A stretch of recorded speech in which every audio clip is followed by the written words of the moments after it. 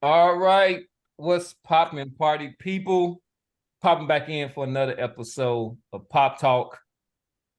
Trying to keep it consistent. It's back for another week. Got some hot stuff coming straight off the news cycle. But before we get into that, we want to introduce our pundits for the night. We got my man Boston Jared, Peace. and we got the casual Rand. What up, though? And Coach Dave won't be able to join us tonight, but we're still going to be rocking with y'all. But so let's go ahead and jump into our first topic of the night, which is a name that has been on the lips of a lot of people, except for the person that it probably needs to be on, which is Jermell Charlo. But man, Tim Tszyu is fighting Brian Mendoza this weekend. And then we can dangerous fight. It is, and then we can assume that this is for Tim Tszyu's kind of email championship that he got, which would be the let's not do that to old Tim. Let's not do that to Tim. What? No, hold on. So we could. I want to be fair though. Like we did it to Devin Haney, right? So it wasn't Tim Tszyu didn't have a fight, and after that fight, he was crowned the champion. What happened was when Jermell Charlo stepped into the ring, as soon as the bell rang to start the fight against Canelo Alvarez, Jermell Charlo was stripped of the WBO championship, and it was awarded to Tim Tszyu. Yeah. But go ahead. But he is fighting, and I will say this: this is a dangerous fight against Brian Mendoza. And then, so to me, I've been a little bit critical of Tim Tszyu in the past. I think partly is because there is, because he's white.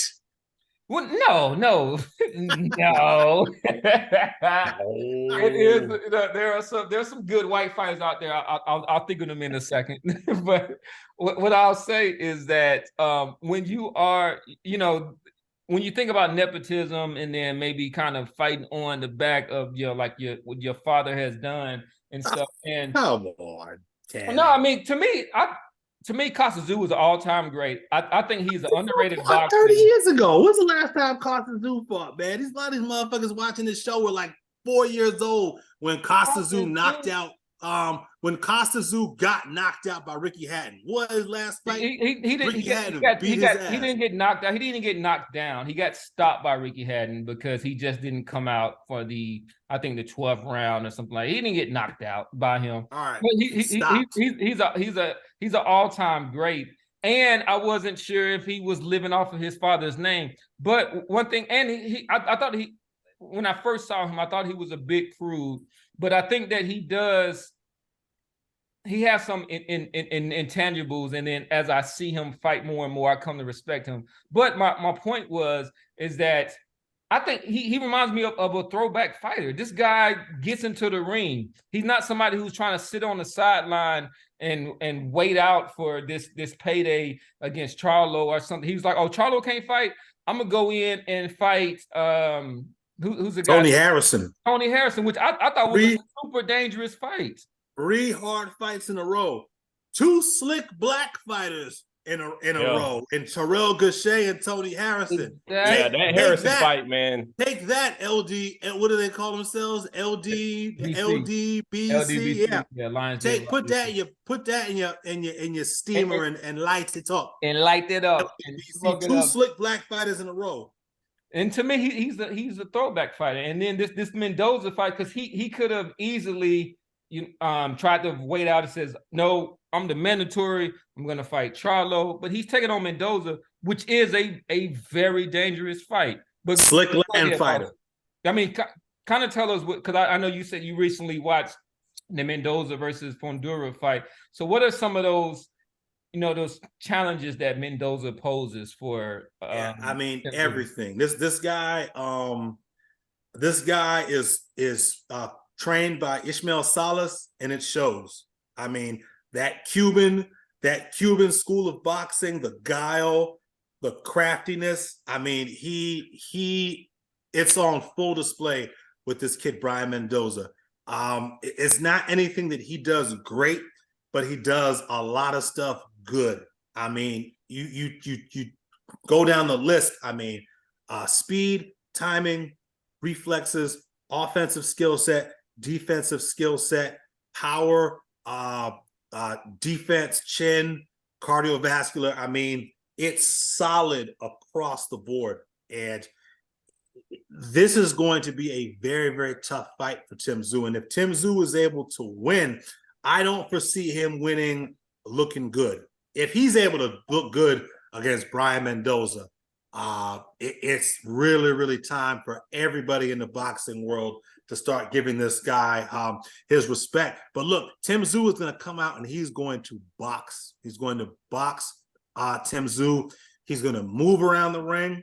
He's going to feint. He's going to try to counter. He might try to catch and shoot. I mean, there's not a lot that this guy cannot do. We saw it against Fundora, who presents his own kinds of challenges. And we saw it against Jason Osario, who, look, let's be honest here, knocking out Jason Osario is not nearly as impressive as not getting knocked out by Jason Osario. Jason Osario, even at the end of his career, the tail end of his career, was still a very, very dangerous puncher. Going back to Fundora, you know, Fundora presents a lot of challenges. Did not know Fundora was a southpaw. For whatever reason, that was lost on me. And look, he was able to really, really pull that fight out. I'm almost certain he was down on the scorecards. Don't know that I had him down, but I'm almost certain the judges had him down in that fight. It looked like Fundora was starting to get to him, was starting that pressure, that constant pressure that Fundora puts on guys, was starting to get to him. And it was a left hook from the orthodox stance out of nowhere from Brian Mendoza. Had not thrown that punch the whole fight. Left hook out of nowhere, out of the lead southpaw hand for Fundora, hits Fundora right on the button and hurt Fundora. And before Fundora could take a knee or even fall down, Mendoza came back with another right hook and another left hook that looked like it caught Fundora right on the ear as he was falling down, and Fundora couldn't even get up. Didn't even make the count. That's the one thing that I think Mendoza has that he does better than anything else. If you look at his skill set, is his power. I think he's got better than good power. I think he's got very, very good power. So you pronounced wrong 2 years and before Tszyu has been down. What the hell is that? That was me. Go ahead. Tszyu has been down before by lesser punches, right? Gaucher was able to put him down. Gaucher, a guy not known for his punching power, but a guy who is a sharp puncher and has good timing. So lots of danger in this fight. Got to give Tim Tszyu a ton of credit for taking this fight. Even though Mendoza, I'm pretty sure, is the mandatory. Isn't Mendoza the mandatory if you pull up boxing scene? So I don't want to give the guy too much credit. It's not like he has a ton of options right now. I think this was a fight that may have been mandated. But yeah, this is a dangerous fight. This would be 3 dangerous fights in a row for Tim Tszyu. So got to give him his credit for that. All right. Let's see if he wins. The casual one, are you speaking for the casual fans, are you excited for this fight? I mean, to me it seems like it's kind of tailor-made to bring us some action, but do you it hasn't been on too many people's radar, but are you excited for this fight? Man, I'm excited for it, but like Tim Tszyu's been stepping up and he hasn't taken any like slack or cupcake fights waiting on his Charlo fight. Mendoza is a solid opponent. I wouldn't say he's a world beater, but most of the people was actually rooting for him against Fundora because Fundora, he was like a walking cheat code at like was 6'5" at the 154 weight limit. It was just kind of like a cheat code because his length and his size and him just busting up everybody that he faced. So during that fight, I was going for Mendoza, and Mendoza did hit him with that left hook. But I don't know if Mendoza has the skill set to beat Tim Tszyu. Tim Tszyu, I was skeptical of him early on. I think the Harrison fight like made me open my eyes and be like, this dude is serious. This dude is a real contender. And comparing, like looking at his fights and what he brings to the table against Mendoza, I still lean towards Tszyu winning this match. That's interesting. Real quick thing to add, Cam, before we keep going. It looks like Brian Mendoza. It looks like Brian Mendoza was Jermell Charlo's mandatory in the WBC. I don't see him ranked at all in the WBO. So that gives credit to Tim Tszyu, right? He didn't even have to take this fight, right?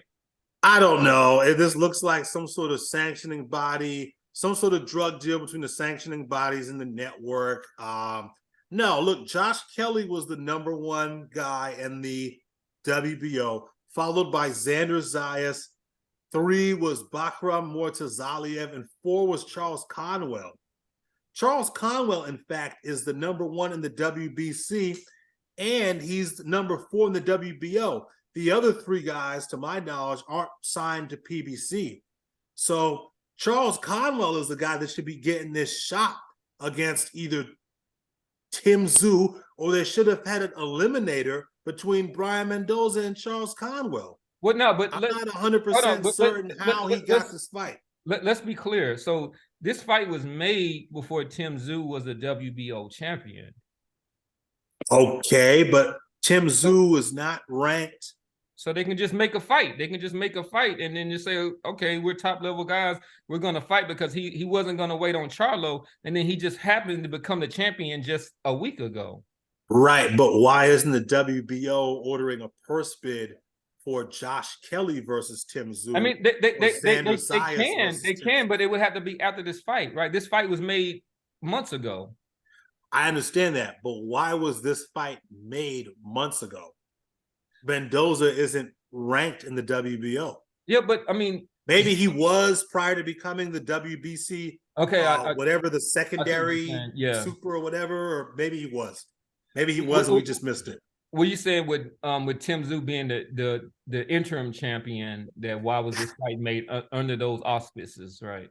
Yes, and maybe this was updated, and maybe somebody, the audience, can fill us in here in the comments.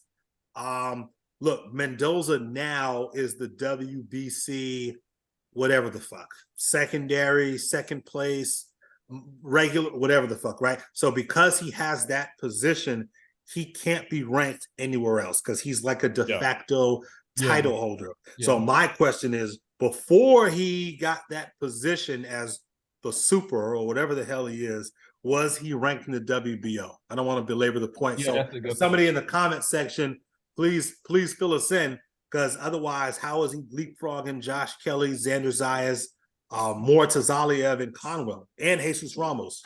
Well, I think if you sleep, did he beat Ramos? He lost to Ramos.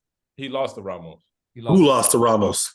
Mendoza. So I was gonna say that, but before I get to that, I would say that one thing that we have to acknowledge is that the reason that we're picking Tszyu to win this fight is based on skill level, right? We think that just technically and skill-wise, he's just a little bit better than Mendoza, right?